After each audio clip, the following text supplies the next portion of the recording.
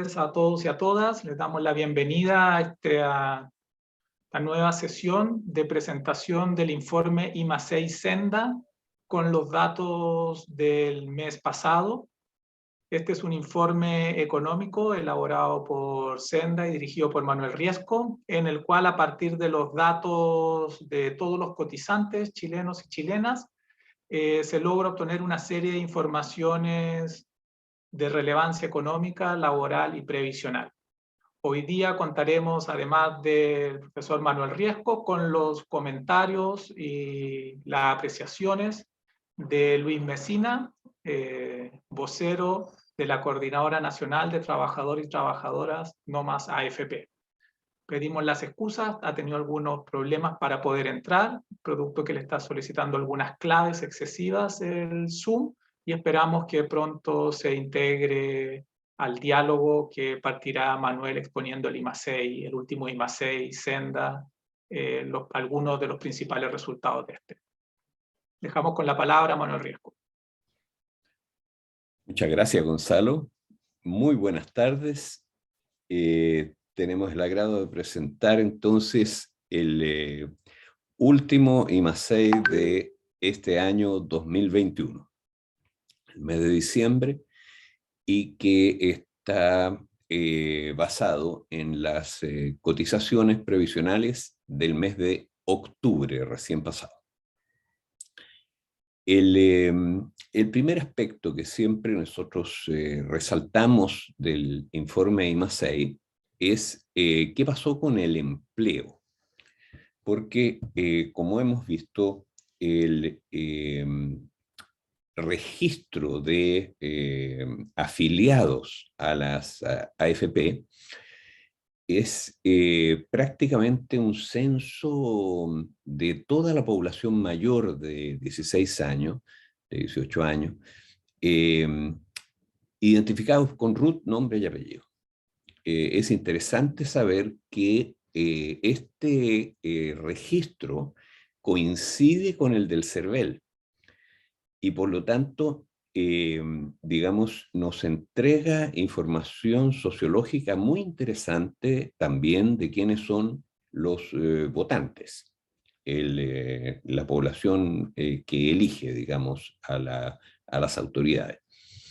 Es, por lo tanto, digamos, un análisis que tiene una gran importancia a nuestro entender. Es una estadística magnífica porque es un censo mensual. Se revisan todas las cartolas, digamos, una vez al mes. Ahora, esos son los afiliados al sistema de AFP. Ahora, hay otro registro, ¿no es cierto?, que es el registro de cotizantes. El registro de cotizantes está basado en las planillas de pago. Es lo que en todos los países se usa para estimar el empleo. Porque, claro, es el registro del empleo formal que existe en la economía y es el empleo formal de lejos la principal, digamos, fuente de empleo en todas las economías ya con algún nivel de desarrollo. Ahora, ¿qué es lo que pasó, digamos, al mes de octubre? La información de cotizantes que nosotros seguimos es el promedio de los últimos 12 meses de los cotizantes totales. Es, por lo tanto, una cifra que va evolucionando lentamente porque toma todo un año, digamos, el promedio de todo un año.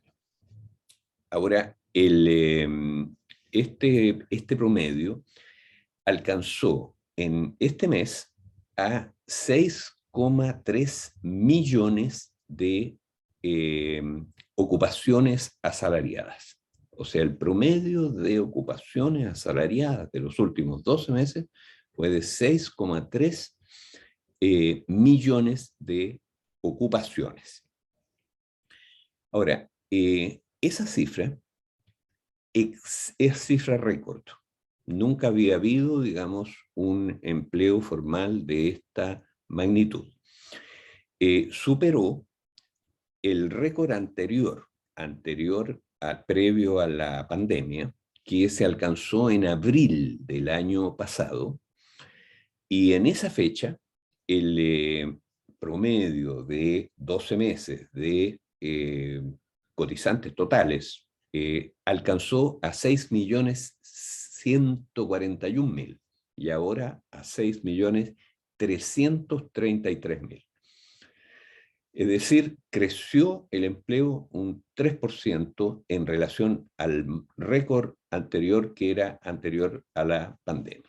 En otras palabras, la cifra esta indica que el empleo se ha recuperado. Ahora, hay dos consideraciones, sin embargo, que son muy importantes para matizar esta información. La primera es que un porcentaje muy importante de estos empleos estuvo durante estos 12 meses, en promedio, bajo protección del empleo. La protección del empleo es un esquema que se ha aplicado en Europa hace muchos años, en Alemania particularmente, donde empezó estos esquemas de protección del empleo, que los gobiernos ocupan durante las crisis, mediante los cuales el Estado paga las remuneraciones de los trabajadores que en las empresas que debido a crisis, por ejemplo, tienen que reducir su actividad. El Estado le sigue pagando las remuneraciones a los trabajadores, a una parte importante, a condición de que no los despida. En otras palabras, a diferencia de los subsidios de cesantía, esta política permite mantener a los colectivos sin que se desarmen durante las crisis y por lo tanto, cuando vienen las recuperaciones son usualmente mucho más rápidas. Entonces esto se aplicó por primera vez acá y es real, y se aplicó no solo en Chile, sino que se aplicó en todo el mundo. En realidad, este tipo de políticas en esta crisis, la crisis COVID, y por lo tanto esto sostuvo los ingresos de los trabajadores de manera importante. Ahora, ¿cuántos trabajadores estuvieron sometidos, o acogidos a la protección del empleo? Un 4,5% de las ocupaciones que se registran en los cotizantes. 4,5%. Esos son prácticamente 200.000 empleos mensuales.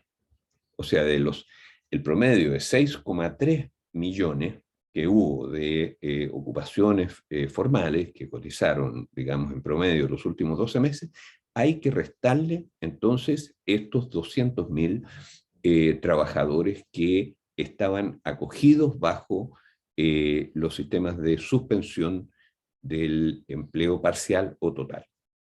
Ahora, el balance neto, digamos, el balance neto es que si uno compara restando estos 200.000, llega a una cifra que todavía está un 1,4% por debajo de la cifra récord de abril del año pasado. O sea, en términos absolutos, sin tomar en cuenta esto de la protección del empleo, estamos superando la cifra de abril. Sin embargo, al restar la cifra de trabajadores que estaban hasta este mes, digamos, bajo protección del empleo, estamos un 1% por debajo de la cifra de empleo de hace récord de abril del año pasado. Es decir, la recuperación de la economía con empleos, digámoslo así, autónomos, no es todavía completa, porque está todavía un 1% debajo de lo que había hace un año. Ahora, hay sin embargo una cosa adicional, digamos, que mencionar, y es la siguiente. El crecimiento del empleo a lo largo del último cuarto de siglo, de las cotizaciones, ha sido de 3% por año. Y por lo tanto, si no hubiera habido COVID, la cantidad de empleo sería un 3% mayor, digamos, que la que había en abril. Entonces, si uno toma en consideración esto, ¿cuál es la brecha de empleo respecto de la tendencia normal de crecimiento de la economía? Es de casi 5%. Entonces, esa es la cifra real, digamos, de crecimiento que todavía potencial que tiene la economía, un 5% del empleo. Esto es muy importante para la discusión acerca de cuál es la situación de la economía chilena hoy día y qué es lo que se va a hacer el próximo año. Porque en este momento hay una situación muy, muy complicada en la política económica. Y es que, aludiendo al tema de la inflación, del alza de precios muy grande que ha habido en todo el mundo, digamos, durante este periodo, las autoridades están actuando, particularmente en nuestro país, reduciendo los elementos que mantuvieron la economía y el empleo, que sostuvieron la economía y el empleo durante la recesión. Ahora, esos son fundamentalmente dos, es decir, el gasto, digamos, fiscal, por una parte, la política fiscal, y por otra parte, la política monetaria. Ahora, la reducción de la política fiscal es extraordinariamente violenta, brusca, porque se va a reducir, digamos, el nivel de gasto fiscal en más de 20%. Ahora, después vamos a hacer una consideración de lo que son los retiros, digamos, en este cuadro, pero de todas maneras eso significa que se están cortando programas de ayuda. El IFE, por ejemplo, se prolongó, entiendo, un mes o dos, pero tanto el ingreso familiar de emergencia como los programas de empleo se han, digamos, visto o van muy pronto a acabarse. Entonces, ese es un elemento que es necesario tomar en cuenta. Ahora, existe una idea, y voces muy respetadas la han hecho ver, digamos, que la economía chilena estaría sobrecalentada. Ahora, sobrecalentada precisamente por el mayor gasto que se estimuló en estos periodos. Incluso se atribuiría a eso principalmente el alza de precios. Sin embargo, si uno mira las cifras del empleo, y estas son las cifras más duras del empleo, la impresión que da es que ese diagnóstico es un diagnóstico que está más bien hecho en base a las consideraciones de inflacionaria que en las consideraciones del empleo. Porque respecto del empleo, aquí queda una brecha bastante significativa todavía de lo que habría sido sin COVID. O sea, indudablemente hay potencial de crecer muy fuerte, o todavía no hemos recuperado el nivel que tendría la economía normal en esta época. Esa yo creo que es la primera consideración que nos interesa destacar. Ahora, una segunda consideración que es importante, digamos, se refiere a la masa de remuneraciones. Las remuneraciones se han logrado sostener en este periodo, digamos, más o menos, digamos, los hombres un poquito por encima de la inflación, las mujeres un poquito por debajo de la inflación. Pero en promedio, digamos, se han logrado sostener las remuneraciones, crecieron un poquito en realidad. Ahora, la masa de remuneraciones, sin embargo, digamos, en relación a un año atrás, digamos que estaba muy baja, había caído mucho el empleo, se recuperó muy fuertemente, digamos, para llegar al nivel anterior. Si uno la compara con la de abril, con la máxima anterior de abril, es también un poco más alta. Ahora, digamos, el punto, hay otro aspecto, digamos, en esto que es necesario considerar, que es las recaudación de cotizaciones, porque aquí es la base, digamos, de todo el sistema previsional, es la recaudación de cotizaciones. Esa es la cifra que es la más interesante para ver. Ahora, la recaudación de cotizaciones ha tenido un crecimiento muy, muy significativo en este periodo. Si uno la compara con 12 meses atrás, es un 10% más alta. Ahora, esa recaudación de cotizaciones ha subido tanto porque en este periodo las AFP subieron la tasa de cotización de una manera extraordinaria, subieron un 20% la tasa de cotización. Digamos, las comisiones y primas del seguro. Esto principalmente por alzas en la prima de seguro. Es decir, durante el COVID, las primas de seguro las subieron un 30%. Y por lo tanto, durante el COVID, las cotizaciones estuvieron en 14%. La cotización total, 13,9%, una cosa así, después bajó a 13,67%, o sea, prácticamente 14%, que es una de las más altas que ha habido en muchos años. Ahora, eso ya bajó en el último mes. O sea, en octubre volvió, digamos, la tasa de cotización a un nivel aproximadamente de 13%, la tasa de cotización total.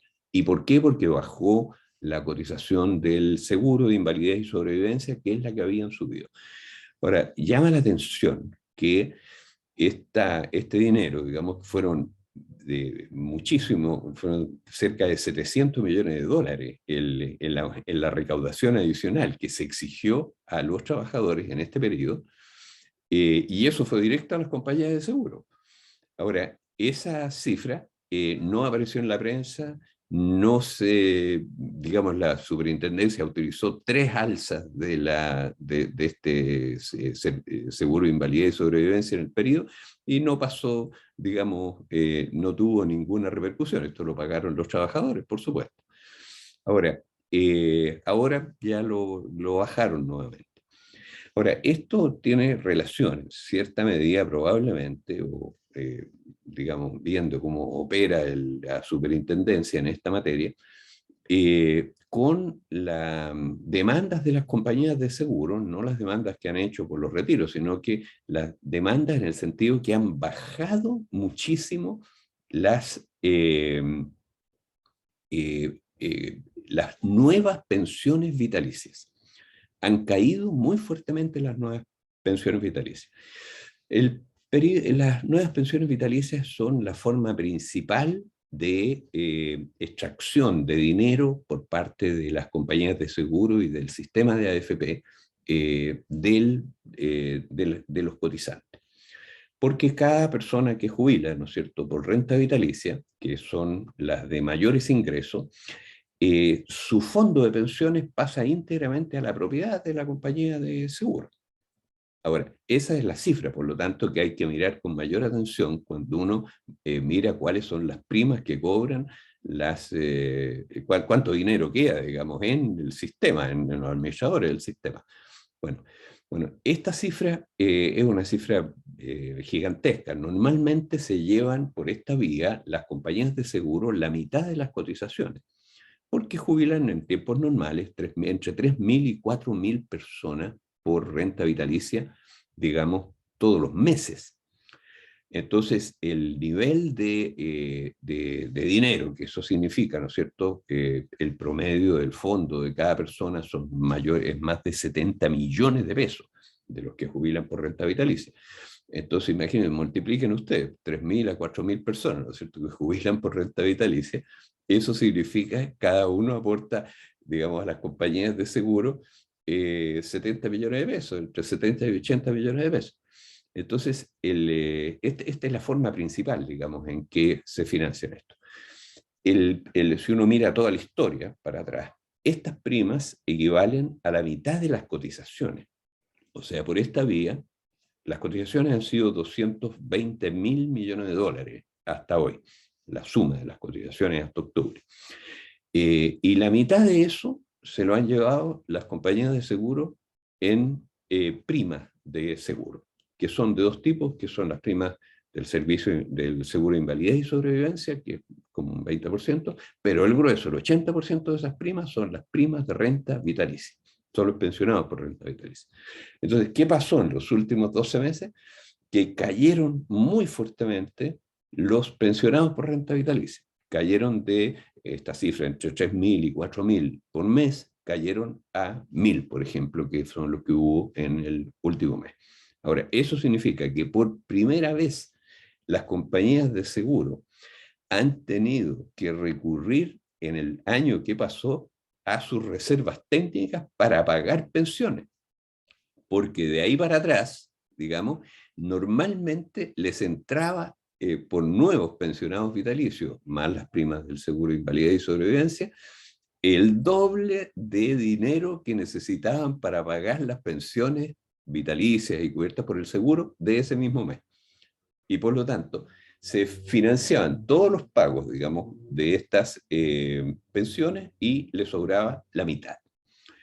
Ahora, eso, digamos, lo compensaron de alguna manera con esta alza enorme de las cotizaciones durante este año. Y, bueno, salieron más o menos ras las compañías de seguro en flujo de caja en los 12 últimos meses. Pero esa es la segunda, digamos, aspecto que me interesaba destacar, que es una cosa novedosa, digámoslo así, en lo que pasó, lo que se ha visto hasta octubre. Ahora, el promedio de recaudación ha sido de 1.000 millones de dólares por mes, aproximadamente, un poquitito menos al cambio de 805 pesos, digamos, que es el que había en octubre, por dólar. La cifra recaudada fueron 11.728 millones de dólares en promedio, recaudaron, o sea, en total recaudaron en los últimos 12 meses las AFP. Es decir, 1.000 millones de dólares por mes. Esa es la recaudación. Ahora, ¿cuánto aportó el fisco? El fisco aportó, si uno toma los últimos 12 meses, fíjense ustedes cuál es el balance, digamos, de la AFP.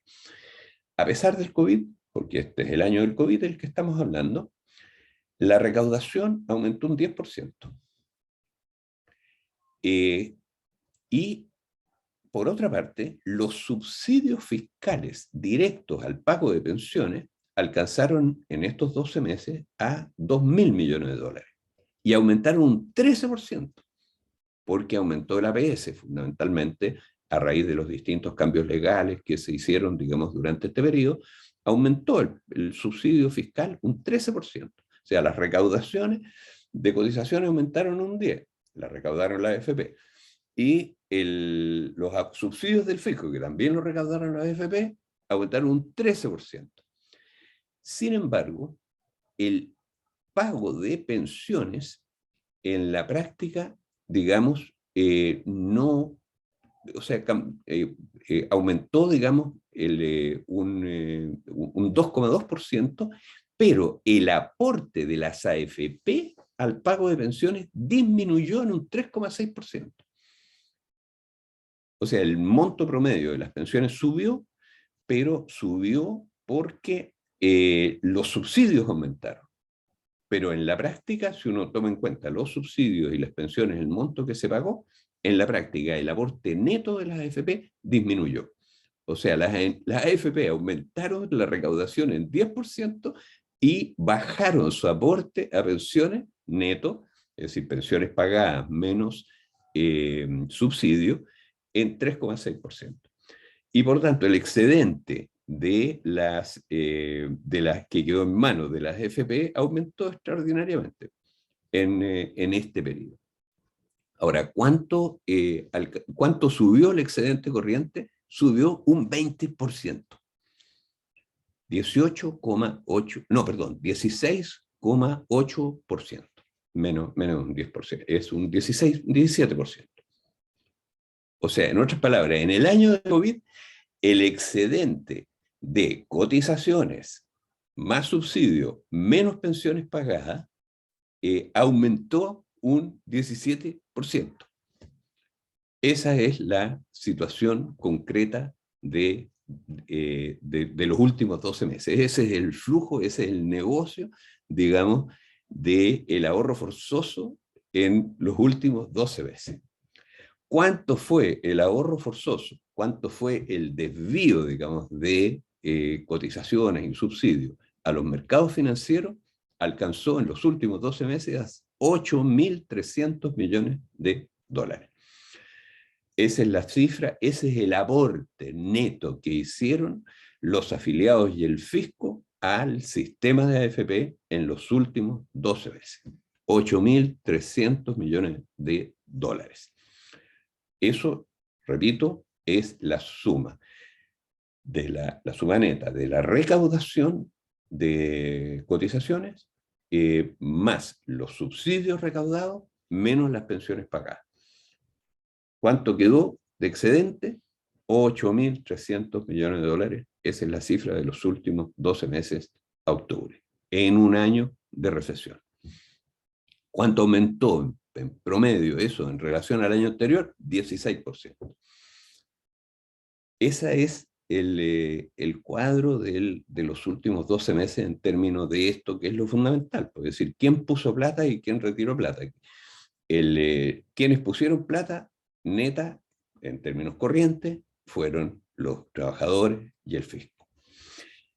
Ahora, esta situación se viene sucediendo mes a mes durante los 486 meses transcurridos desde la creación del sistema, de que se recibieron las primeras cotizaciones en julio del año 81 hasta hoy. Nosotros tenemos la cifra actualizada, digamos, hasta el día de 21, o sea, hasta ayer, antes de ayer. Bueno, todos los meses pasó exactamente lo mismo que pasó en los últimos 12 meses. En otras palabras, las cotizaciones más los subsidios entregados por el fisco excedieron con creces a las pensiones pagadas por el sistema de AFP. En otras palabras, en el año del COVID, en el año de que el fisco se estaba endeudando para atender todos los planes de emergencia, para atender todas las situaciones, digamos, que se estaban haciendo, las AFP se quedaron con o sea, los mercados financieros, con un excedente de 8.000 millones de dólares. Esa fue la situación el año pasado. Ahora,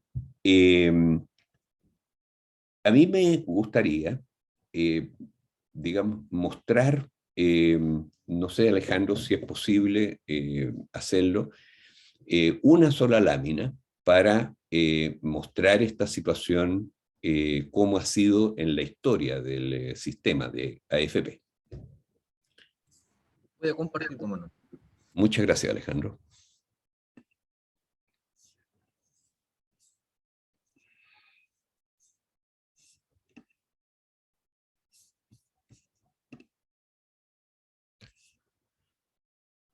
Este es el cuadro que hemos presentado en otras ocasiones y que lo hemos presentado también en el Parlamento, y es el cuadro del ahorro forzoso. Esto es el ahorro forzoso. Esta es toda la historia del sistema de AFP desde 1981. En realidad la estadística se empezó a publicar desde el 82, aquí este es el primer año, 1982, y después están todos los años, digamos, desde 1982 hasta el 2021, hasta ahora. Este cuadro está actualizado hasta el día de ayer. Si ustedes se dan cuenta, aquí lo que se mide es el flujo de caja del sistema de AFP. ¿Cuánto dinero se le pasó al sistema de AFP? cuánto dinero pagó el sistema de AFP en beneficios. Ese es el cuadro que hay acá. Ahora, fíjense ustedes lo que pasa. Todas estas barritas son negativas. ¿Por qué son negativas? Porque en evaluación de proyecto, cuando se analice el flujo de caja de cualquier proyecto, la plata que uno pone es negativa para uno. Y la plata que uno recibe, ¿no es cierto?, los beneficios que le entrega el proyecto, son positivos. Bueno, y ustedes se dan cuenta que aquí todos los años son negativos. Es decir, todos los años los trabajadores y el fisco han estado poniéndole plata al sistema de AFP después de restar las pensiones pagadas. Ya vimos cuánto fue el año, los últimos 12 meses, ¿no es cierto? Lo acabamos de ver. Fueron 8.000 millones de dólares netos que se le pusieron al sistema de AFP. Los trabajadores pusieron 1.000 millones de dólares mensuales, un total de 12.000 en los últimos 12 meses. El fisco puso otros 2.000, o sea, se le pusieron 14.000, y las pensiones que pagaron sumaron menos de 6.000. Entonces, en la práctica, ¿cuánto pusieron neto? 4.000, digamos, ellos para pagar pensiones. Pero el balance neto, ya lo vimos, eran 8.000 en contra. Porque si uno recauda 12, ¿no es cierto?, y paga 4 netos, le quedan 8. Bueno, ¿cuánto fue el año 2019, por ejemplo? 8.000, negativo. En otras palabras, año tras año se le ha estado poniendo plata en esa magnitud a este sistema, y también el 2021 y también el 2020. La cifra esta de los 8.700 millones de dólares que acabamos de ver recién es el año 2021. Sin embargo, este cuadro tiene dos excepciones muy significativas, que son el 2020 y el 2021. ¿Qué pasó el 2020 y el 2021? Que el flujo se revirtió. Es decir, por primera vez, el sistema de AFP pagó algún beneficio a sus afiliados. Repito, la única vez que el sistema de AFP en 40 años ha pagado algún beneficio a los afiliados ha sido el año 2020 y el 2021, porque todos los demás años hubo un flujo neto negativo. Es decir, los afiliados y el fisco le pusieron más plata a la AFP, al sistema de AFP en su conjunto, aquí están incluidas las compañías de seguro, que las pensiones que pagó el sistema. O sea, Recabarren tenía una frase muy notable, decía, son indiscutibles los progresos del país en el último siglo, dijo esto, un discurso, ¿no es cierto?, en el primer centenario de la República. Pero a los trabajadores, dijo, agregó, solo les ha correspondido contribuir a esto para que lo gocen sus adversarios. Bueno, con el sistema de AFP pasa exactamente lo mismo. El sistema de AFP ha sido extraordinario para los mercados de capitales, ¿no es cierto? El sistema de AFP ha sido extraordinario para las empresas. Las empresas financian, según el Banco Central, con el fondo de pensiones y con las reservas técnicas de las compañías de seguro, que es donde van a parar estos excedentes a esos dos lugares, financian hoy día el 70% de su deuda, las empresas, con estos dineros. 70% de su deuda. O sea, para las empresas ha sido estupendo, para los dueños de empresas ha sido estupendo este sistema. Son indiscutibles sus beneficios. Imagínense, le está financiando el 70% del capital que necesitan para funcionar las empresas, lo están financiando los trabajadores. Ahora, sin embargo, a los trabajadores y al fisco que han aportado a esto, solo les ha contribuir al sistema para que lo gocen sus adversarios. Ahora bien, ¿cuáles son las únicas excepciones? Los retiros. Porque por primera vez el fondo de pensiones ha tenido que liquidar algunos activos para devolver a los trabajadores parte de este dinero. La suma, ¿no es cierto?, son 50.000 millones de dólares aproximadamente lo que se retiró. Y eso, digamos, entre estos 2 años, y por supuesto eso excede los 8.000 que igual se le contribuyeron al sistema. En estos 2 años se le contribuyeron 8.000 millones de dólares, pero como pagaron 50.000 entre los 2 años, pagaron como 25.000 en cada año, y por lo tanto los flujos de estos resultaron positivos, este año en 23.000 y este otro año en 16.000. Manuel, estás en el tiempo. Muy bien. Yo quiero terminar, digamos, diciendo que esto es lo que hay que acabar. Esto es lo que hay que terminar, porque esto es un abuso gigantesco. El principal perjudicado de todo esto han sido 3 millones de jubilados por este sistema, a quienes se les ha bajado la pensión a la mitad.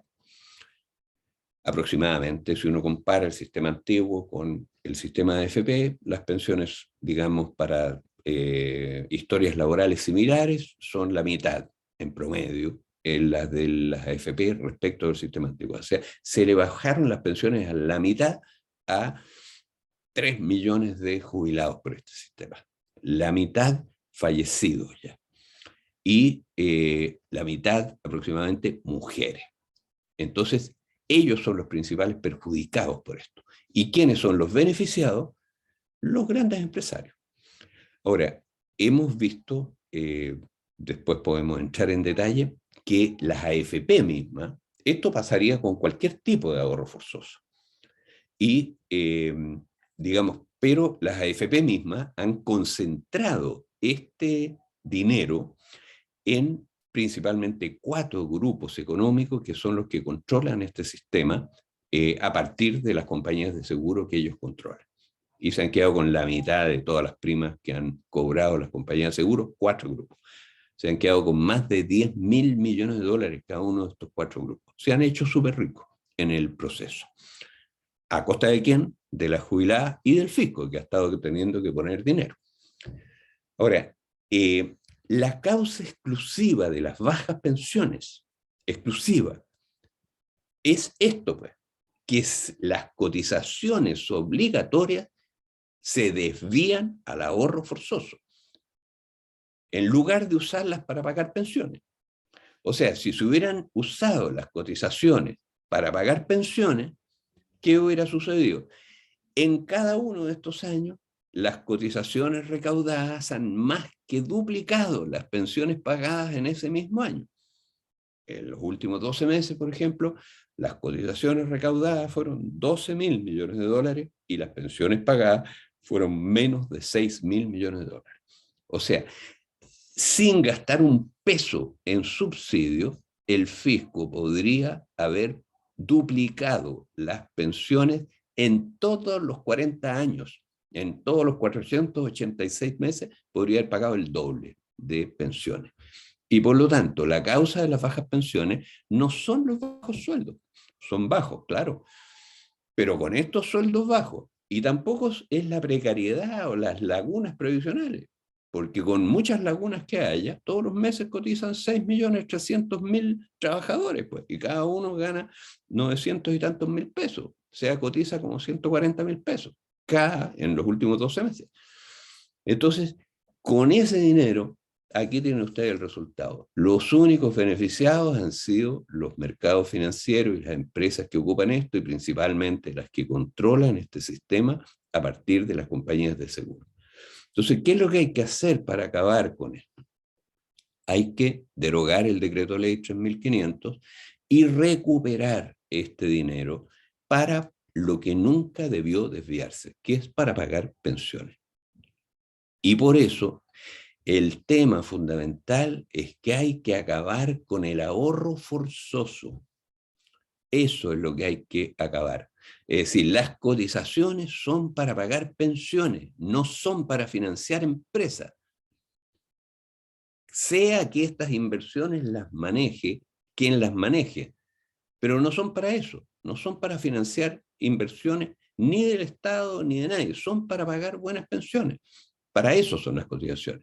Y si se está desviando o se pretende seguir desviando el grueso de las cotizaciones a el ahorro, en lugar de usarlo para pagar pensiones, este abuso va a seguir igual. Probablemente no se nos van a llevar estos 4 grupos, todos si lo maneja el fisco, si lo maneja el Estado. Pero lo que hay que acabar es este desvío de cotizaciones obligatorias al ahorro forzoso. Entonces, una última cifra. Si uno suma todos los excedentes, se llega a una cifra superior al fondo de pensiones. O sea, el fondo de pensiones entero es, en este momento, digamos, la suma de los excedentes que han aportado los trabajadores y el fisco. Las famosas ganancias del fondo de pensiones se han ido íntegras, y aún más que ellas, en pagar comisiones y primas netas de los afiliados, perdón, de los administradores, de la AFP y sobre todo de las compañías de seguro, y no han alcanzado las ganancias para pagar los retiros. Las ganancias netas, digamos, después de descontar las comisiones y primas netas, son del orden de 30.000 millones de dólares, y por lo tanto estos retiros no se financiaron solo con ganancias, sino que parte de los aportes netos también se destinaron a pagar los retiros. Si no hubiera habido AFP, el fisco tendría todo esto de excedentes si hubiera pagado las mismas pensiones, pero podría haber pagado el doble de pensiones sin gastar un peso de subsidio. Eso es el ahorro forzoso. Los únicos que ganan son los empresarios que se quedan con esto. ¿A costa de quién? Del fisco, pero sobre todo de los jubilados. Yo dejo hasta acá. Gracias, y Manuel. Le paso la palabra, digamos, a quien puede conducir el fin de este abuso. Bueno, dejamos, después de la presentación de Manuel, dejamos con la palabra a Luis Mesina. Adelante, Luis.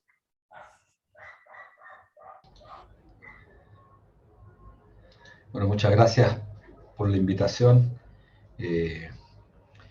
Bueno, es tremendamente impactante las cifras que ha entregado Manuel. Creo que requieren de un análisis mucho más profundo para poder dimensionar efectivamente cuál es el impacto que ha tenido en este sistema durante 40 años.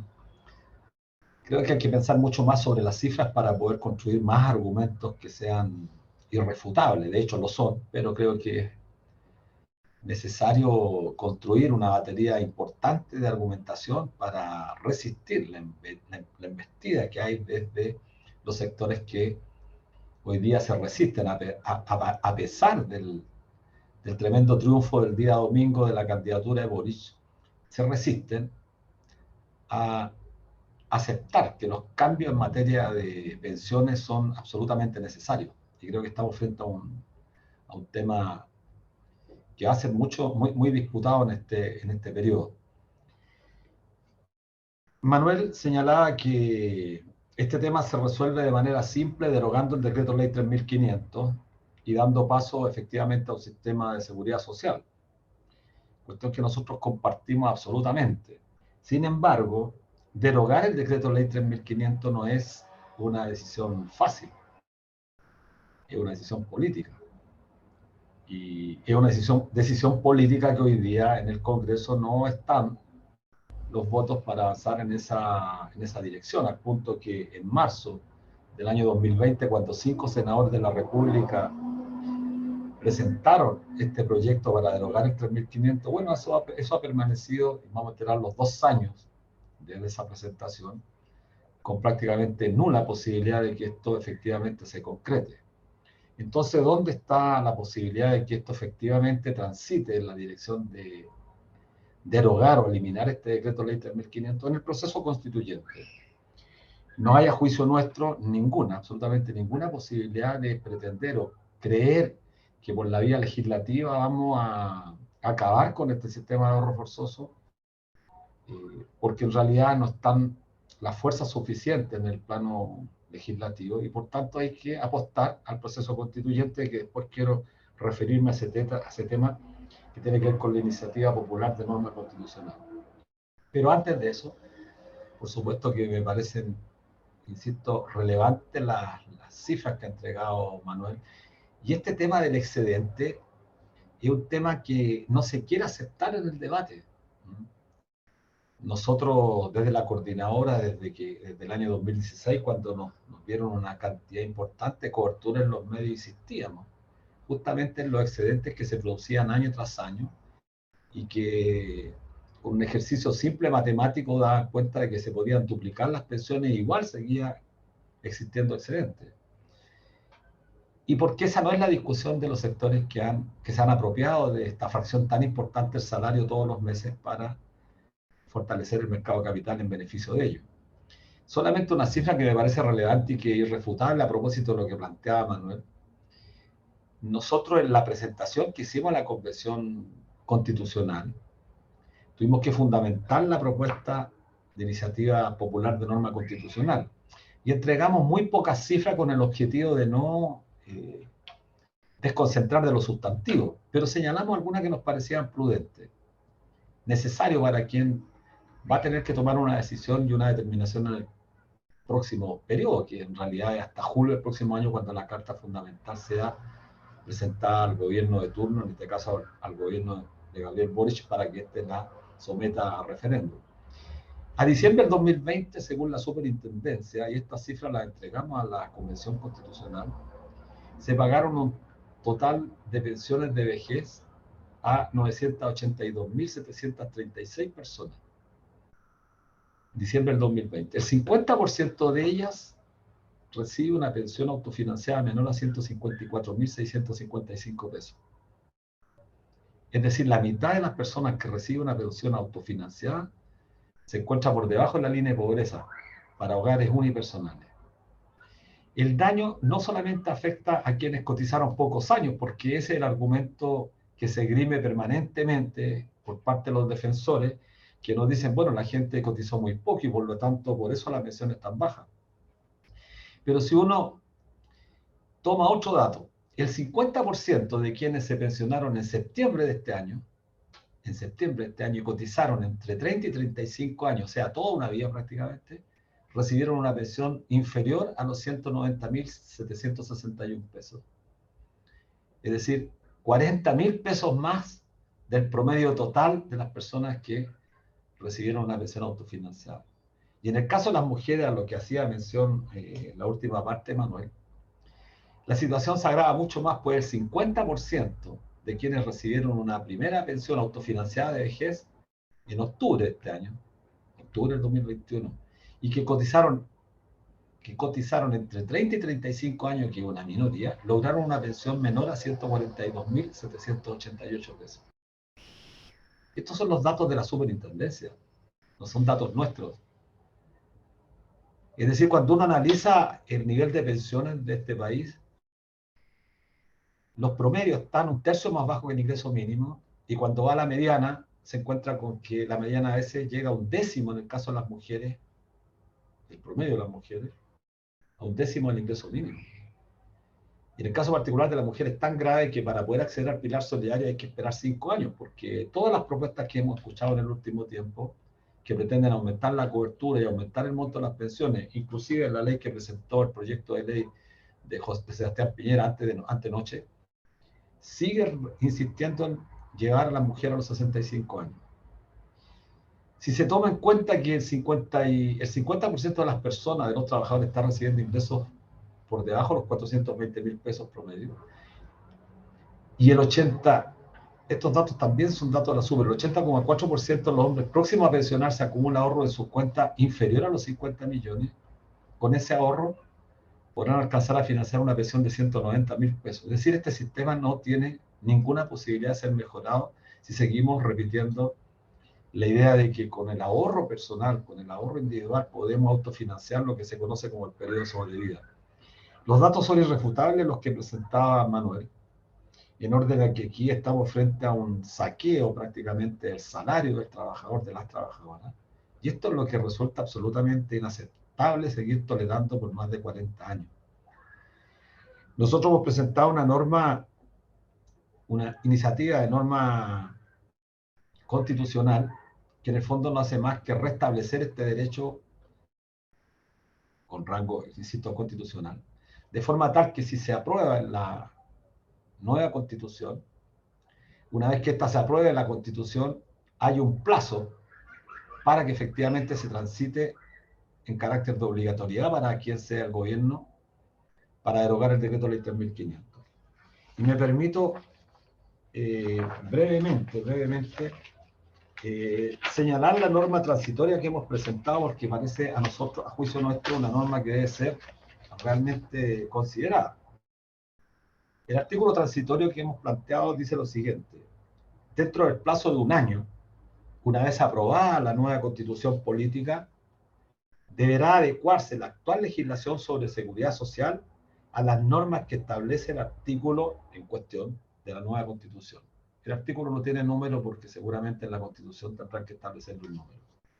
Expirado dicho plazo, asumirá de pleno derecho la recaudación, pago y gestión de los ahorros acumulados de los fondos de pensiones el Instituto de Previsión Social, que regirá hasta tanto se dicten las leyes que desarrollen la garantía constitucional del artículo señalado.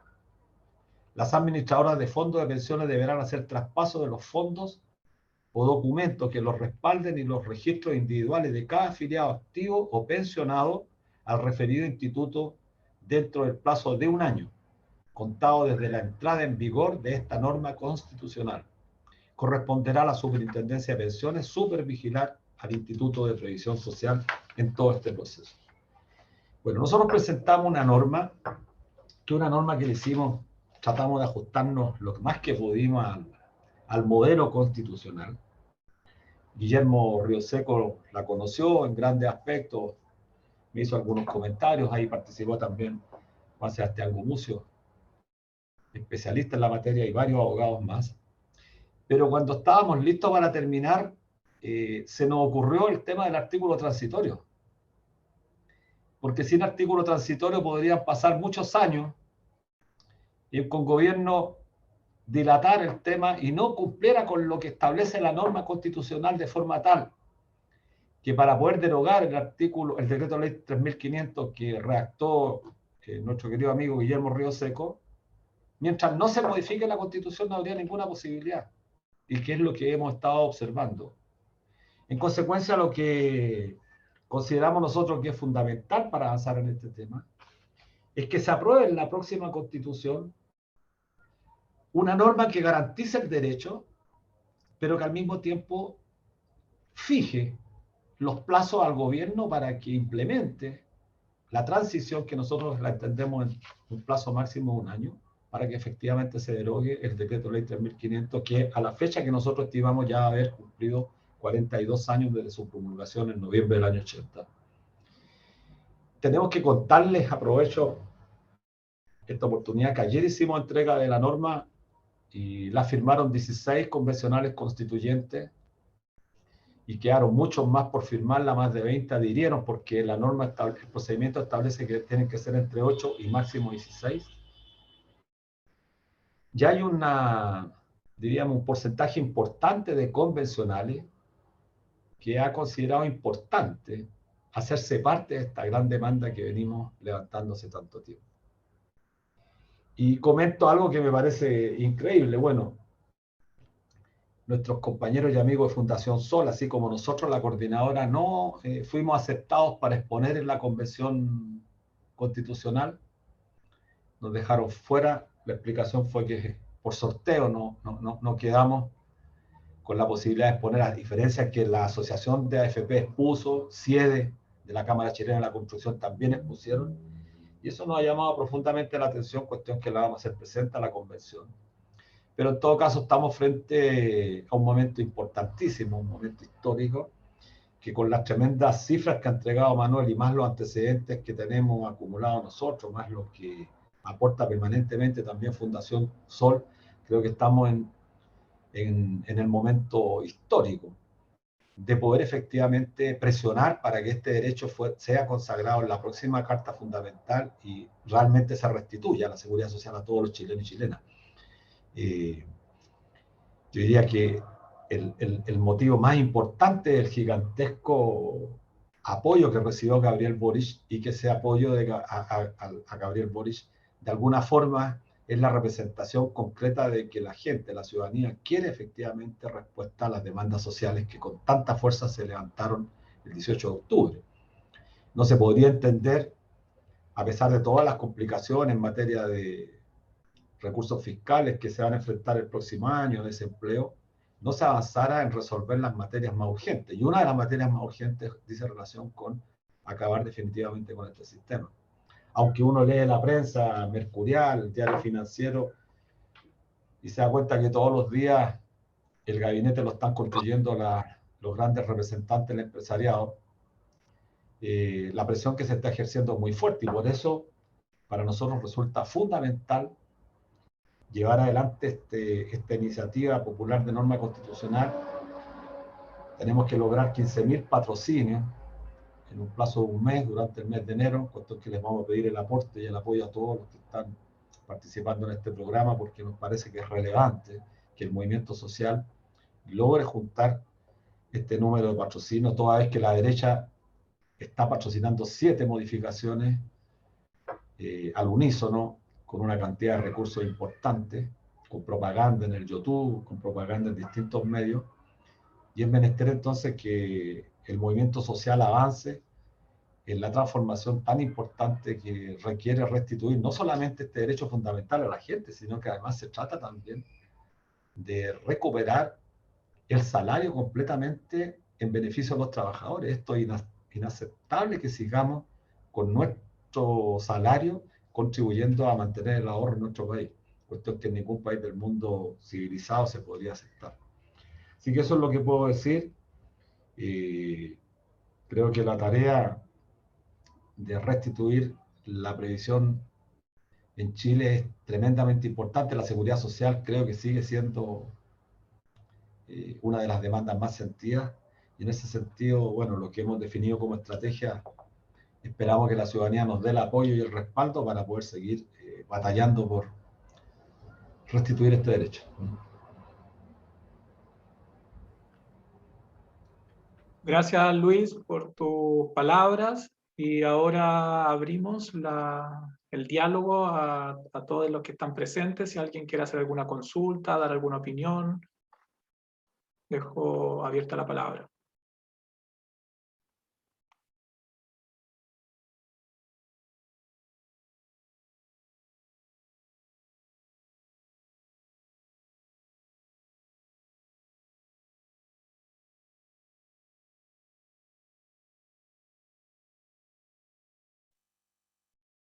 Bueno, yo te voy a hacer alguna consulta, Luis, un poco por opiniones que han llegado por redes sociales, que preguntan sobre cómo ve la coordinadora No Más AFP en estos momentos nuevamente hacer actividades masivas en la calle, o si tienen pensado o está dentro de la estrategia para los próximos meses.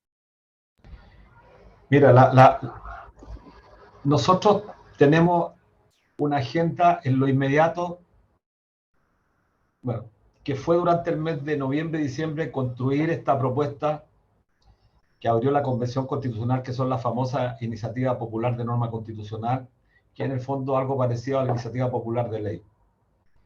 Redactamos nuestra norma, redactamos el transitorio que acabo de leerles, y nos dimos la tarea de presentarla y lograr que al menos 8, eran 16 convencionales, también la acogieran y la patrocinaran. Como les dije, 16 la patrocinaron y al tiro 20 más adhirieron, porque no podían firmar más de 16.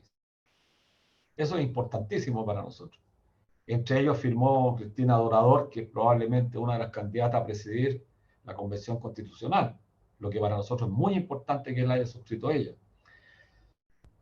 La suscribieron personajes importantes de la política, el exministro Barraza, la actriz Malucha Pinto, Jorge Baradit la firmaron, Roberto C. León, un destacado abogado laboralista. Es decir, la firmaron un espectro grande de convencional y, por supuesto, muchas mujeres jóvenes. Y eso es muy importante, gente de provincia. Y por lo tanto nos vamos a dar durante el mes de enero a juntar las 15.000 firmas en un periodo que no es fácil porque, bueno, hay una pequeña ventaja porque ahora se puede hacer no solamente con clave única, sino que con el número de la cédula de identidad. Eso facilita un poco a la gente. En eso durante enero. Pero en febrero tenemos quizás la posibilidad de hacer un Consejo Nacional, una conferencia de la coordinadora, porque efectivamente nosotros vamos a tener que seguir atentos, movilizados de forma tal. Pensamos que la única forma que tiene un nuevo gobierno de efectivamente abordar la crisis que se va a enfrentar el próximo año es vinculándose con el movimiento social. Y este movimiento social tiene que ser un movimiento activo, autónomo de los gobiernos, como lo hemos dicho tantas veces, pero apoyando aquellas iniciativas que vayan en beneficio nuestro y cuestionando aquellas que consideremos que son absolutamente opositores a nosotros. Estamos preocupados, por supuesto, eso hay que decirlo, como hemos dicho a través de la red, estamos preocupados por rostros que aparecen permanentemente en el debate de los medios instalados, al punto que ayer se instalaba como futuro ministro, lo planteaba la derecha, Rodrigo Valdés, el más grande enemigo que ha tenido este movimiento.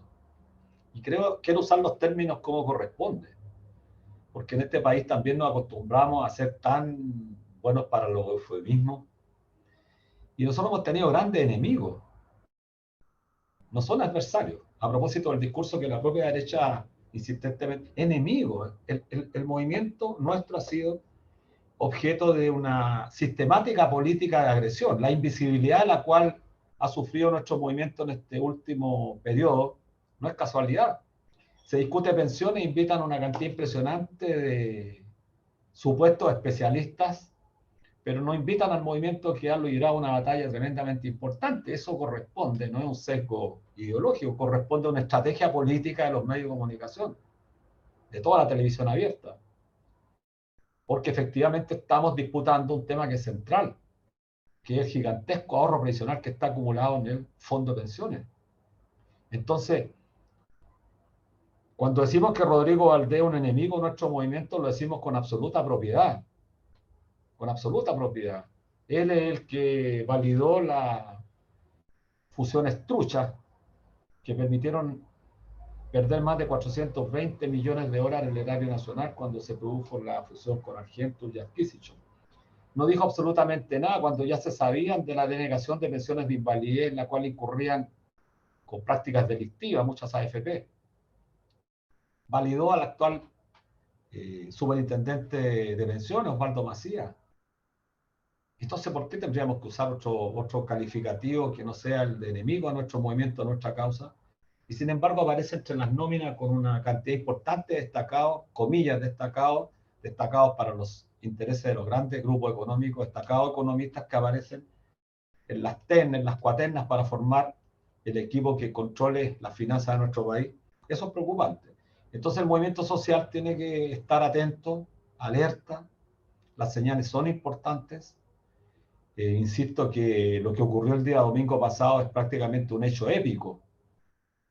Fue toda una hazaña lo que se logró desarrollar a partir de... En 3 semanas se volcó el pueblo a buscar la votación para evitar que la extrema derecha gobernara.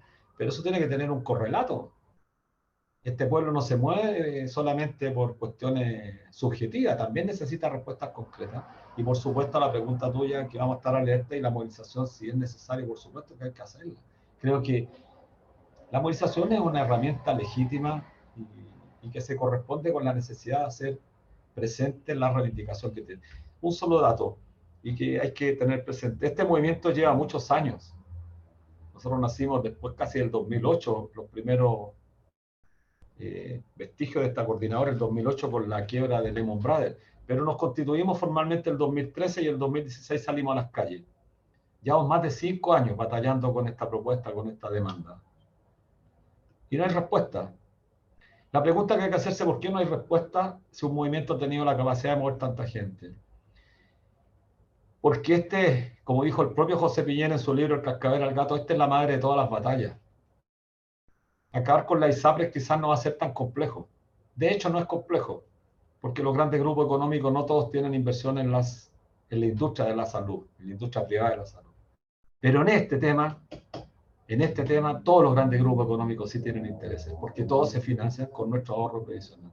Por lo tanto, la resistencia al cambio va a ser mucho más compleja y más difícil. Va a haber resistencia, pero creo que el pueblo mayoritariamente dijo que lo cambie.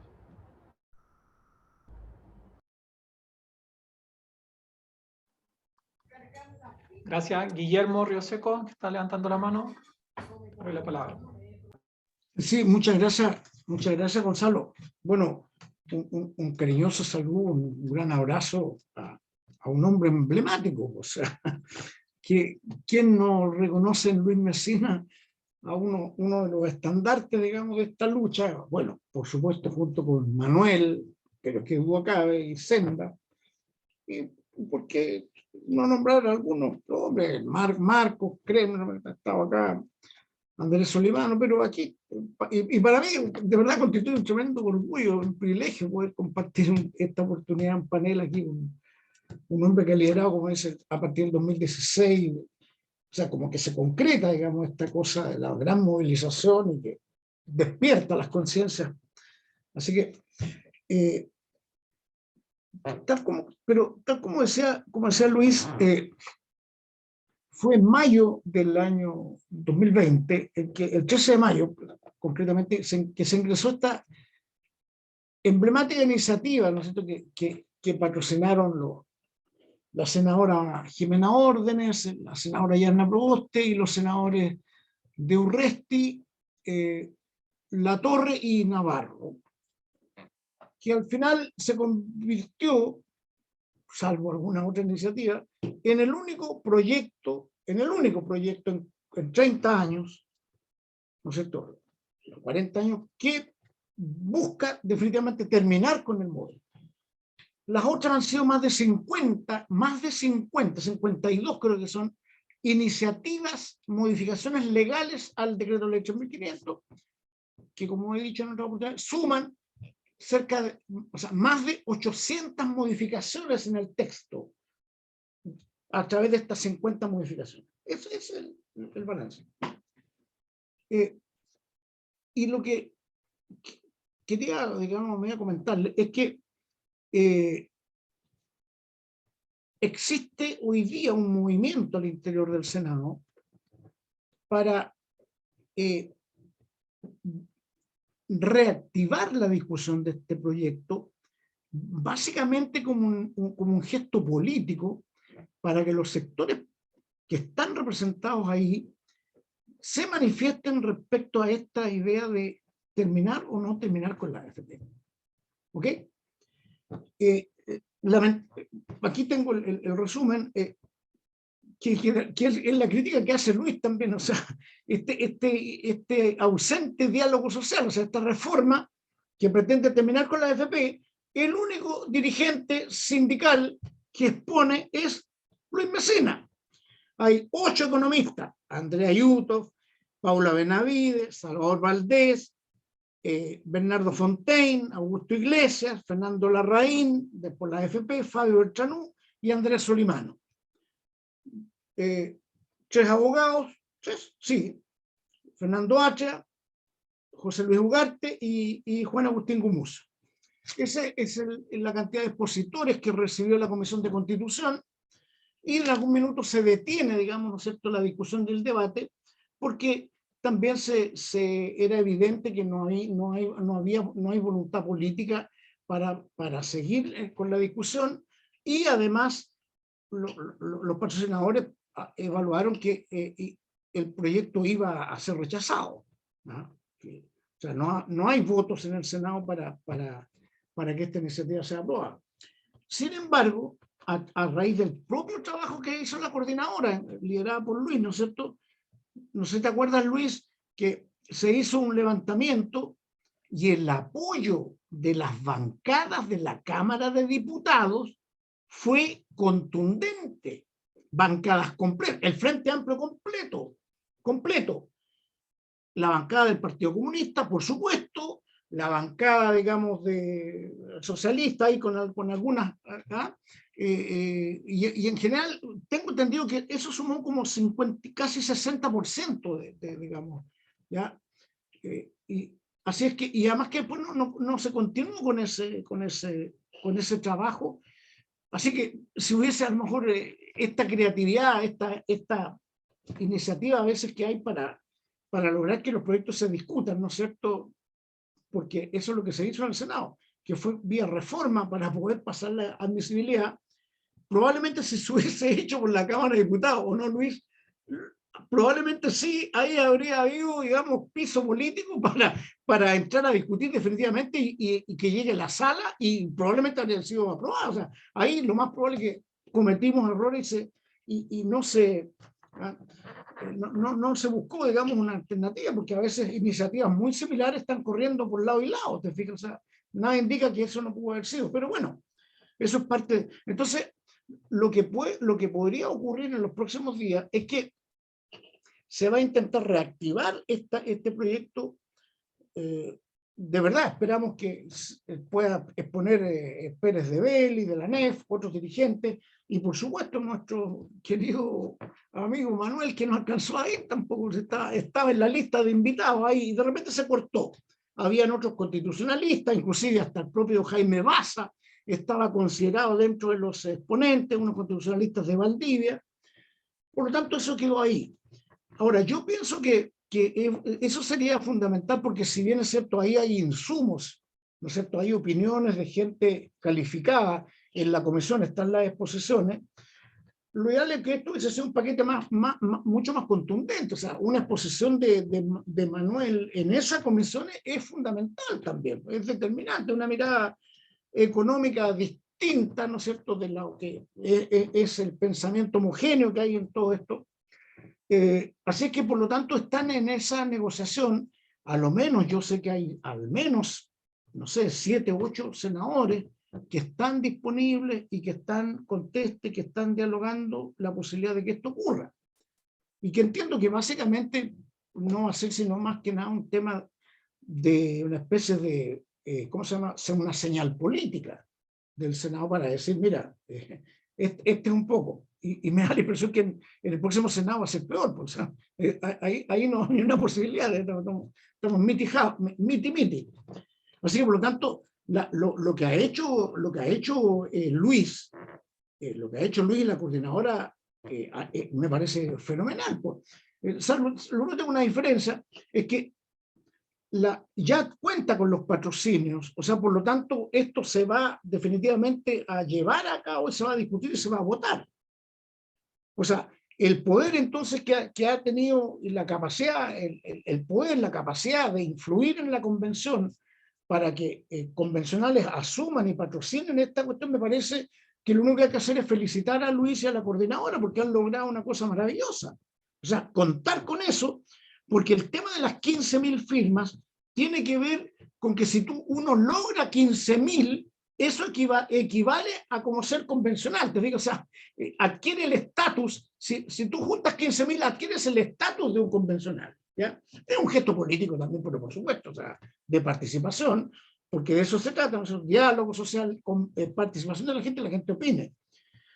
Así que, de verdad, a mí me parece maravilloso, o sea, creo que el fin de las AFP no estaría tan lejos en este nuevo escenario constitucional y que la lucidez ilumine esas mentes y puedan resistir al discurso oficial, ¿no es cierto?, a esta especie de borrachera que hay con respecto al ahorro, con respecto a la herencia, y esta manipulación de conceptos que es horrorosa, cómo manipulan, pero lo que realmente es indignante, cómo gente seria, como periodistas, como medios que uno reconoce que tienen algo de sensatez, no se atreven a ni siquiera discutir, digamos, se lo tragan todo. Yo no sé si al propio, pero lo que dice Luis, o sea, hay una invisibilización al movimiento, por supuesto que no les conviene, pero en este sentido a mí lo que también me llama la atención, pero ninguno de las editoriales, las sesudas editoriales, rebuscadas y tan con complejo intelectual, pero estos tipos no saben lo que es la OIT, viejo. No tienen idea qué es la OIT. A todos se les olvidó lo que la OIT dijo respecto del fracaso y se hacen los lesos, se hacen los lindos.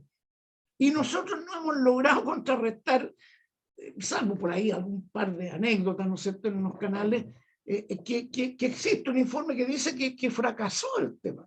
Pero los tipos campantes dicen, aquí no pasa nada, tenemos que... Entonces, eso yo creo que es un tema, no sé, yo no sé, Luis, si todavía existe posibilidad de que te reciban, porque en realidad las conversaciones tienen que escuchar la verdad, pues, si en el fondo aquí de eso se trata, o sea, no la verdad media, no la mentira, o no el ocultamiento de evidencia que indica que esta cuestión no es viable.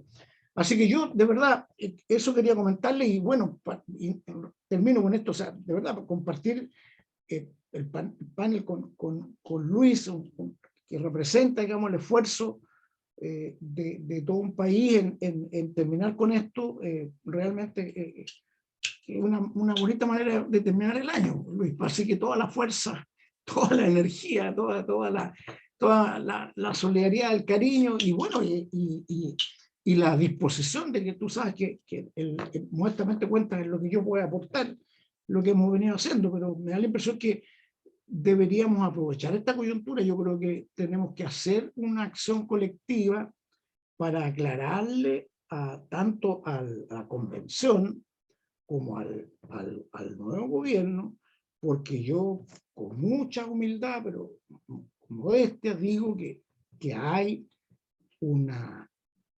tendencia a seguir haciendo más de lo mismo. Es decir, siguen hablando de ahorro, siguen hablando de propiedad. Si es una cuestión que no está en discusión, ese es un invento.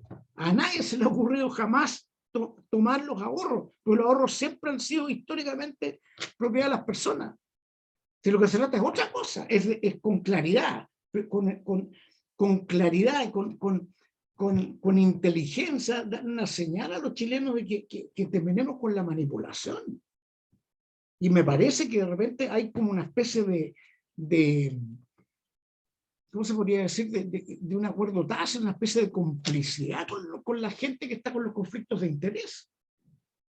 Porque uno podría decir, oye, hay dos posiciones que son contradictorias, pero ¿cuál es la posición de los que quieren seguir con la AFP? ¿Es una posición con respecto a lo que es la seguridad social y la legítima diferencia que puede existir? ¿O es simplemente una defensa de intereses concretos económicos que tienen que ver con lo que aquí se ha dicho largamente? Entonces no es una contradicción conceptual que tiene que ver con discutir un nuevo modelo. Le importa un carajo el tema de las pensiones. Le importa un carajo lo que va a ocurrir. Le importa un carajo la evidencia que indica, como bien lo actualiza Luis, que el sistema no es viable. No es viable, aunque dupliquen la cotización, no es viable. Así que muchas gracias por la posibilidad, digamos, de compartir y de dar a conocer este tipo de comentarios, esta información, digamos, que en el fondo está puede ser una noticia en desarrollo. Así que muchas gracias, Gonzalo. Gracias, Guillermo, por tu opinión y por esta iniciativa de retomar o relanzar la derogación del decreto de 3.500 en el Parlamento, que es algo que hace falta, la verdad. ¿Alguien más quiere hacer algún comentario, alguna observación, alguna pregunta? Sí, Ricardo. Yo tengo una pregunta, Luis. ¿Cuál es la estrategia comunicacional que se ha definido para conseguir los 15.000 adherentes o más? Creo que hoy día es un tema decisivo en términos del resultado, ¿no?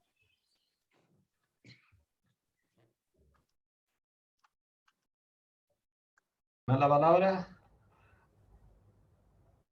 Sí. Sí. Mira, sí. Antes de responderte, Ricardo, una sola cosa. Creo que terminar con la AFP, con las AFP no es suficiente. Hay que terminar y eliminar la capitalización individual. Porque ya se escuchan ciertos caminos para modificar aparentemente el sistema, pero seguir con la capitalización individual, que en el fondo es mantener la esencia del modelo, ¿no? Hay que tener cuidado con esa trampa que muchos están presionando. O con la trampa, por ejemplo, de Guillermo Larraín, que planteaba que en 40 años quizás nos podríamos demorar en desmontar el sistema de capitalización, y que probablemente alguien que también se nombra para ser ministro. Y otra cosa que también me parece relevante lo que señalaba Guillermo, es que, claro, el que no se escuche en la Convención Constitucional a los representantes de la coordinadora es grave. Es complejo. Porque imagínate, ya pusieron ahí la Asociación de FP, expuso el CIEDES. Entonces este es un contrasentido. O sea, en la televisión abierta, todos los días aparece gente hablando de las AFP. En general es defendiendo el sistema. Y el movimiento social que ha sido el que puso en el centro del debate esta gran demanda no es aceptado para debatir. Está realmente invisibilizado. Está seco. No hay posibilidades de que se pueda trabajar ahí. Entonces, respondiendo a la pregunta última, ¿cuál es la estrategia comunicacional? Bueno, nosotros estamos desplegando a partir de la próxima semana en todas las coordinadoras una estrategia que va a permitir salir a la calle. Tenemos un acuerdo para trabajar con algunos hospitales, de forma tal empezar a juntar los patrocinios y aprovechar que ese momento también nos sirva para debatir y discutir un poco más sobre lo que es la seguridad social y de echar abajo todos estos sofismas que se han instalado y que desgraciadamente se repiten. Lo más grave es que se repiten por gente de izquierda. El tema de la herencia, que es gravísimo. En seguridad social, una persona con mínimos conocimientos sabe que no existe la herencia, existen las pensiones de sobrevivencia, pensiones de invalidez, etc. Acabar también con esta idea de la plata es mía. Pero tenemos muchos artilleros que están disparando sobre la posibilidad de construir un fondo de pensiones. La propia diputada Pamela Giles ha desatado toda una política bastante violenta contra la posibilidad de reconfigurar un sistema de seguridad social público porque transitan en una dirección opuesta. Y el populismo es uno de los grandes enemigos que tiene también el movimiento social, porque finalmente se evita el diálogo y se evita la discusión respecto a un nuevo sistema público de pensiones. Entonces, Ricardo, la próxima semana vamos a difundir mucho más a través de las redes nuestras porque no tenemos acceso a los medios de comunicación, pero estamos confiados en que las 15.000 firmas las vamos a sacar, los patrocinadores. ¿Cuál es la ventaja de sacar las 15.000 a propósito de lo que reflexionaba Guillermo? Porque con 15.000 firmas, patrocinios nuestros, va a ser muy difícil que la convención constituyente no deje que nosotros hablemos ahí. Va a ser muy difícil. Ya ahí sería abiertamente... bueno, no quiero calificar, ahí sería abiertamente una discriminación. Y pensamos que tenemos más de 1/3 de los convencionales que están con nuestra propuesta y por lo tanto tendríamos que tener acceso a poder exponer ahí los fundamentos esenciales sobre los cuales descansa la estrategia de acabar con este sistema de ahorro forzoso y restituir la seguridad social para todos y todas. Así que por supuesto les vamos a pedir el apoyo, bueno, a través de Senda, Ricardo, para que, bueno, el mismo Guillermo puedan en sus respectivas zonas ayudar a buscar patrocinios, cosa que ustedes saben, enero es un mes complejo, mucha gente está de vacaciones y bueno, este es un desafío relevante y la coordinadora ha sorteado varios desafíos relevantes, las grandes movilizaciones que hicimos en las calles, hicimos un plebiscito el año 2017 con más de 1 millón de participantes, autogestionados, autofinanciados. El 2018 constituimos nuestra propuesta en una iniciativa popular de norma, que la validaron, o sea que la patrocinaron 45 diputados, pero que no tuvo éxito porque en este país no hay iniciativa popular de norma, no es vinculante. Y bueno, en 2019 vino el estallido, así que ya sabemos todo lo que ha ocurrido después. Así que eso es lo que puedo responder. Gracias, Luis. No sé si hay alguna otra consulta que...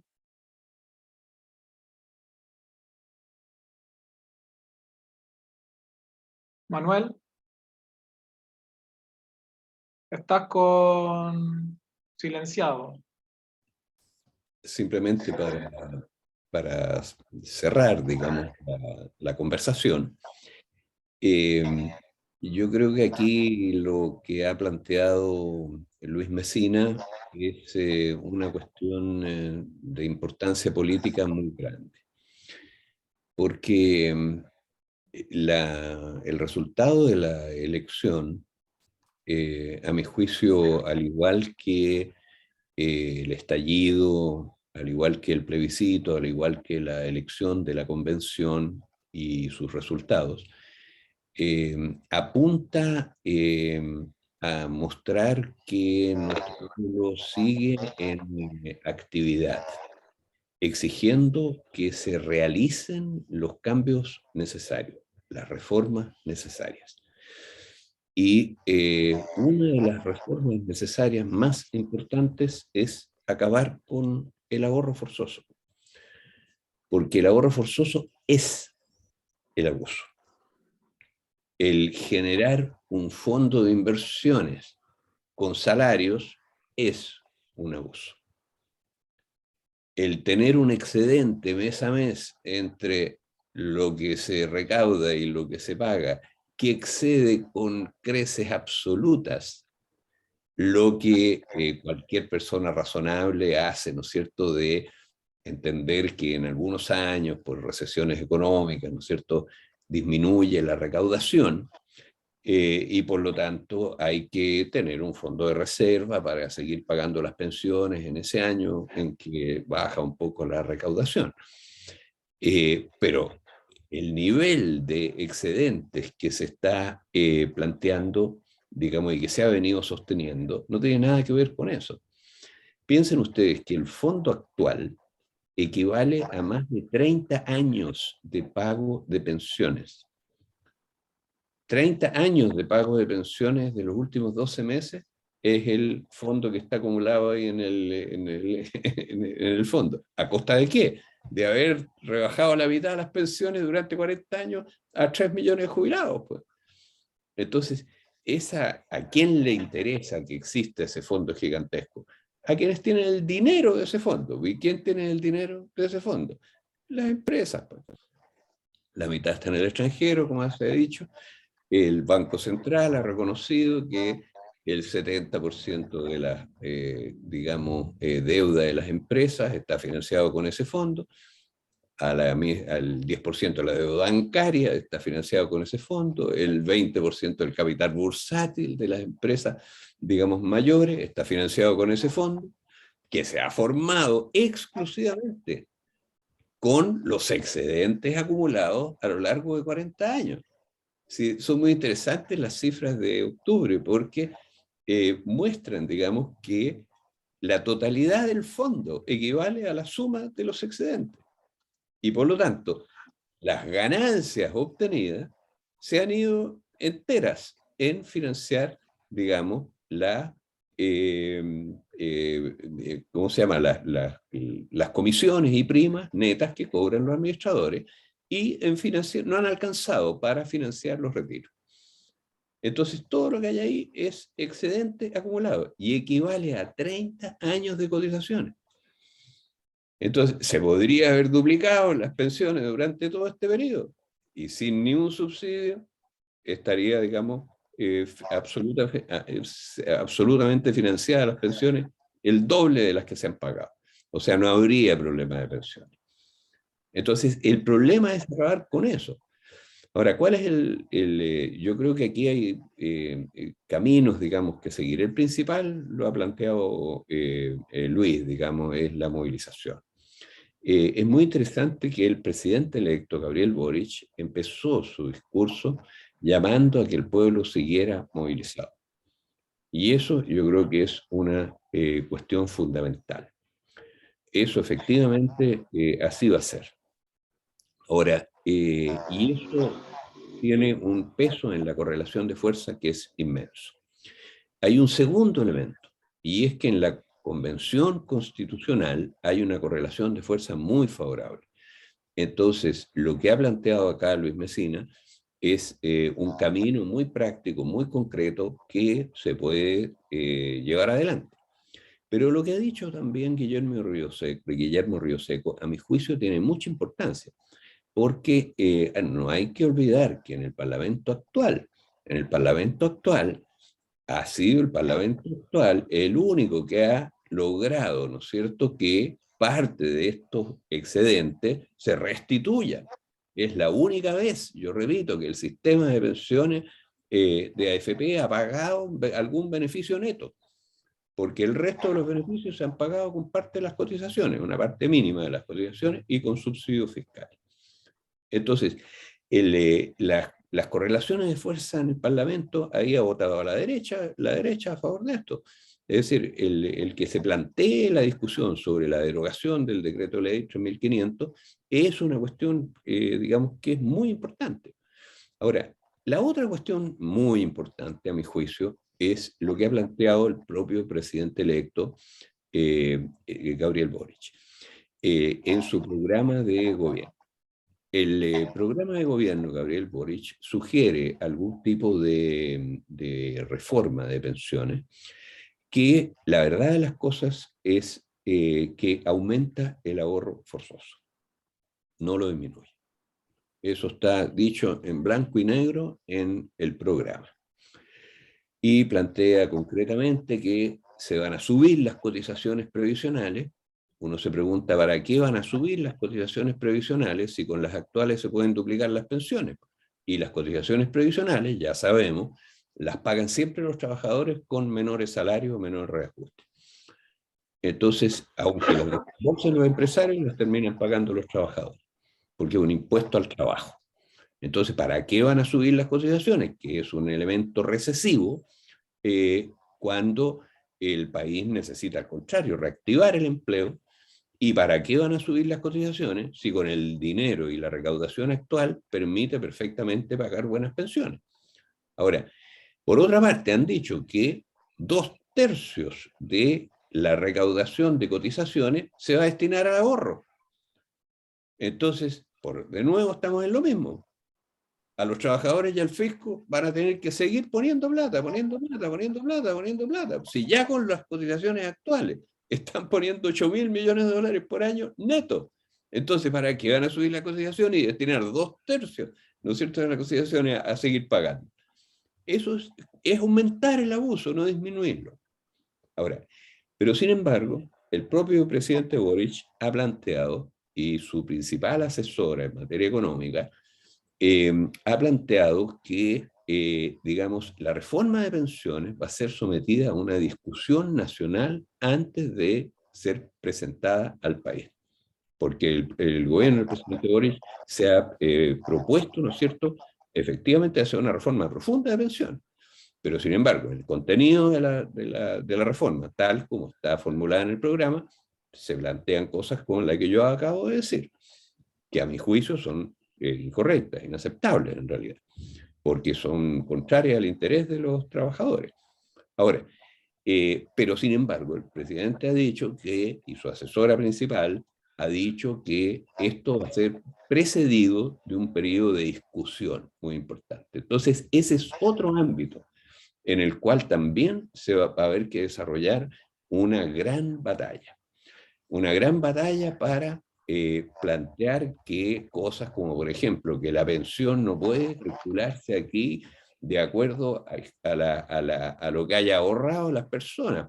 Tiene que, las pensiones tienen que definirse de acuerdo a los salarios que existen en un momento determinado, porque las pensiones son para, digamos, proveer, digamos, de un buen pasar a los que ya no pueden trabajar. Entonces, no pueden estar dependiendo, ¿no es cierto?, de factores como esos, sino que tienen que estar dependiendo de otra cosa muy distinta, y es de cuántos son los salarios que se están pagando en cada periodo, y una proporción de eso tiene que ser las pensiones, definida, y que no dependan de otra cosa que de eso. Entonces, ese tipo de cuestiones, digamos, es lo que hay que hacer. Ahora, hay otro elemento que yo quiero mencionar, que aquí se habla mucho del déficit fiscal, que las dificultades que tiene, digamos, el nuevo gobierno. Hay que recordar que la principal causa del déficit fiscal es el ahorro forzoso.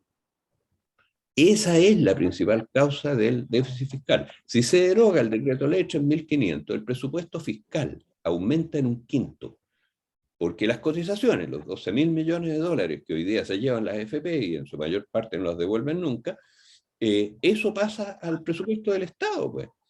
Es una recaudación del Estado. Entonces aumenta en un quinto la recaudación del Estado, solo por ese hecho. En segundo lugar, con esa recaudación el Estado puede mejorar las pensiones y ahorrarse los subsidios, que son varios miles de millones de dólares en subsidios directos, 2.000 ya vimos en los últimos 12 meses, pero además hay subsidios indirectos porque las pensiones son muy malas. Entonces, si se suben sustantivamente las pensiones, por supuesto que va a haber, digamos, la posibilidad de disminuir esos subsidios. Entonces, en resumen, el hecho del impacto que tiene sobre el fisco es algo muy importante. Fíjense ustedes que, según el Banco Central, 2/3 de la deuda del Estado es la deuda que tiene con el fondo de pensiones. 2/3 de la deuda del Estado es la deuda con el fondo de pensiones.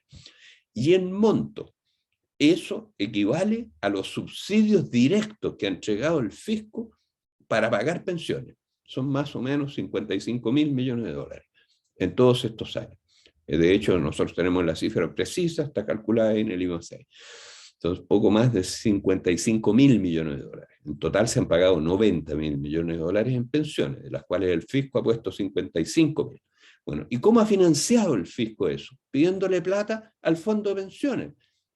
¿Y el fondo de pensiones cómo se forma? Se forma con los excedentes de las cotizaciones. ¿Y qué es lo que son las cotizaciones? Un impuesto, pues. Entonces, el fisco recauda un impuesto, se lo pasa a las AFP y después le pide plata a las AFP, ¿no es cierto?, para pagar un subsidio, porque la plata que debería haberse usado para pagar esas pensiones se desvía, ¿no es cierto?, a financiar empresas. Entonces, eso, la causa principal es el ahorro forzoso. Yo repito lo que dije en la presentación. Si no hubiera habido AFP desde 1981 hasta ahora, el fondo de pensiones entero sería excedente fiscal y equivale casi, digamos, al 80% del PIB. Sería excedente neto fiscal si hubiera pagado las mismas pensiones que han pagado las AFP. Entonces, el tema es muy claro. Hay que acabar con el ahorro forzoso para acabar con la principal causa del endeudamiento y del déficit fiscal. Y por eso han terminado el ahorro forzoso de los 30 países que tenían ahorro forzoso después del 2008, digamos todos menos 5, creo, Guillermo, ¿no es cierto?, han terminado con el ahorro forzoso. ¿Por qué? Por razones fiscales. Entonces, en un momento de gran tensión fiscal, hay que entender que hay que cortar la principal fuente de el desangre, por decirlo así, del fisco, que es el ahorro forzoso, yo repito. Entonces, el tema del fin del ahorro forzoso, yo tengo la impresión de que es una lucha que va a haber y va a ser necesario continuar en todos estos ámbitos. Así que yo creo que la damos por iniciada con esta conversación, ¿no es cierto? Así que nos estaremos viendo todos los meses en este año que viene y ver cómo nos va yendo.